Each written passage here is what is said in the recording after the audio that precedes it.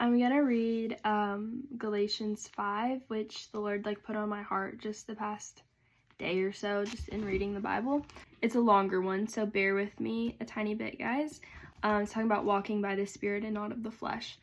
Starting in verse 16 of chapter 5 in Galatians, it says, "But I say, walk by the Spirit, and you will not carry out the desires of the flesh.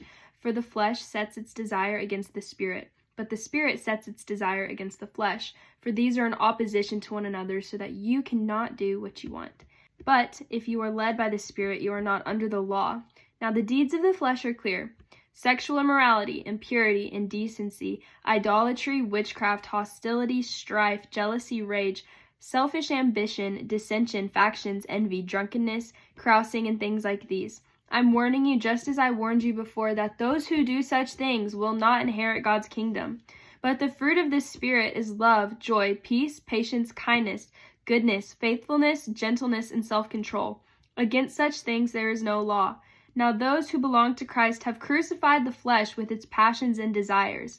If we live by the Spirit, let us also walk by the Spirit. Let us not become conceited, provoking one another, envying one another." Okay, that was a lot to take in. There are two very different fruits. There's the good fruit and the bad fruit. There's the fruit of the Spirit, and then there's the fruit of the flesh, that they're in opposition of one another. The Spirit and the flesh are in complete opposition, and we are constantly in this battle, fighting this battle of, are we walking in the Spirit or are we doing what the flesh wants? God gives us a choice to walk by His Spirit or walk in the flesh and fulfill our fleshly desires or fulfill the desires of the Spirit. We're going to have desires.